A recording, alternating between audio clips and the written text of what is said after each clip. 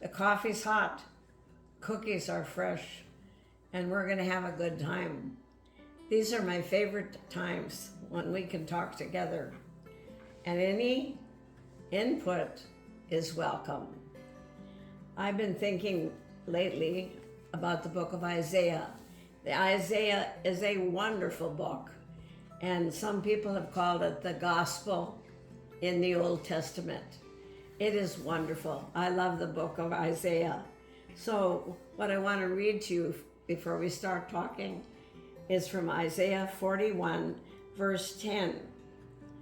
So do not fear, for I am with you. Do not be dismayed, for I am your God. I will strengthen you and help you. I will uphold you with my righteous right hand. I was just going to skip down to verse 13. For I am the Lord your God, who takes hold of your right hand and says to you, do not fear, I will help you. Right between verse 10 and verse 13, it's telling about total victory over enemies. Any kind of enemy. You're going to search for your enemies and you won't find them. You're going to look for them. I will wage war against them. So God is going to help. So you know what I was thinking about? I was thinking about God's righteous right hand. He says, take a hold of it. Take a hold of my righteous right hand. And all day today, I've been thinking of little songs. For instance, He holds my hand. Jesus holds my hand. Safely to heaven, He leads the way. He is my keeper from night to day. He holds my hand. Jesus holds my hand. So, and then another song came to me. Precious Lord, take my hand. Lead me on. Help me stand. What do you think about when you think about a hand? When someone does a good job, whoever's in charge often says, let's give them a hand. And he's not literally meaning give him a hand. He means clapping. He means applauding. He means approval. That's what that kind of hand is. Then there's a hand that's helping. Someone says, I sure could use a hand. And years ago, if you worked in the farm, they called the guys that worked there hands. How many hands do you have? Oh, I have 5 that are working in the field. They were called hands because they were helping hands. Then there are guiding hands, hands that point the way. Sometimes you just see one hand with one finger pointing that way. So these are different kinds of hands. So I remember being a little girl and going to Thief River Falls, which was the biggest town close to where I was born. And I was with my dad. It was just Daddy and me. It was wintertime. And we were doing an errand in the city. And we were getting ready to cross the street.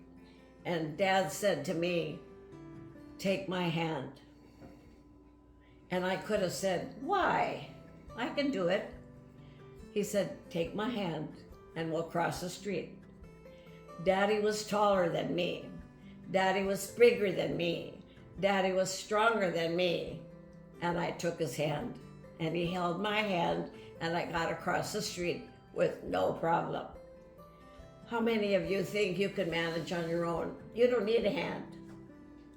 And sometimes you can get in a spot where you have to reach out and say, I need a hand.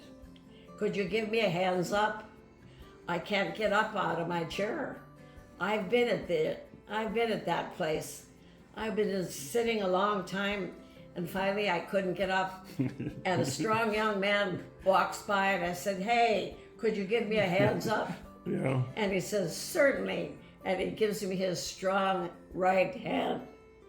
That's what God wants to do for you. He wants to give you his strong right hand The Bible calls it a right hand of righteousness in one place, and the other one is just a strong hand.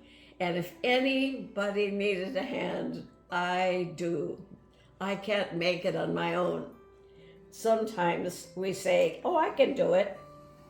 I can do it all myself. No, you can't. Even when I need to open a jar, I find it hard. I have to wait till my son comes over and say, could you open the jar? He's got a much stronger right hand than I do. And that jar is open in a minute. So I got to thinking, God offers his hand to lead you home. That is the whole purpose. And if he grab a hold of that hand, never let it go. And he says, I am the Lord your God, who takes hold of your right hand and says to you, do not fear, I will help you.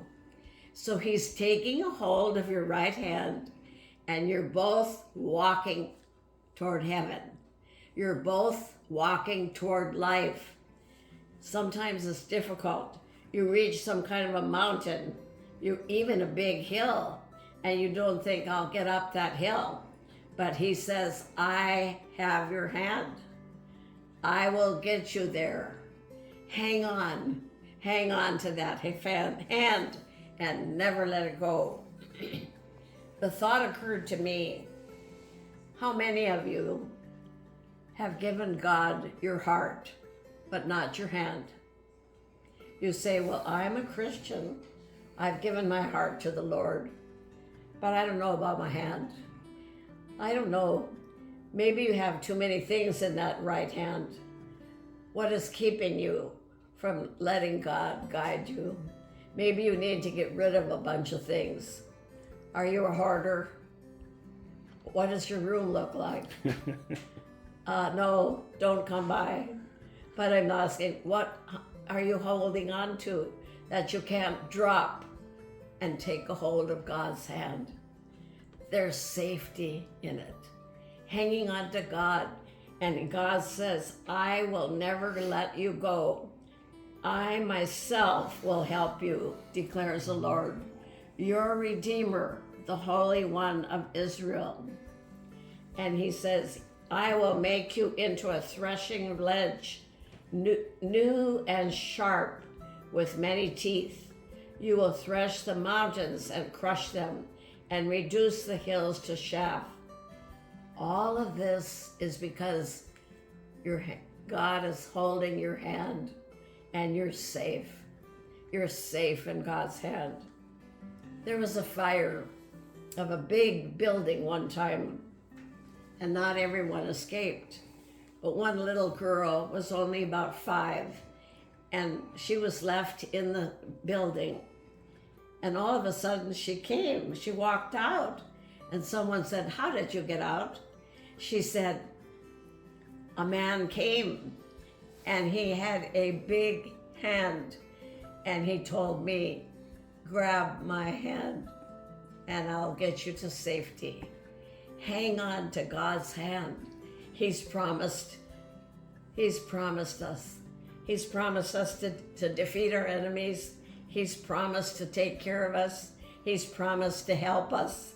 We're in good hands with God.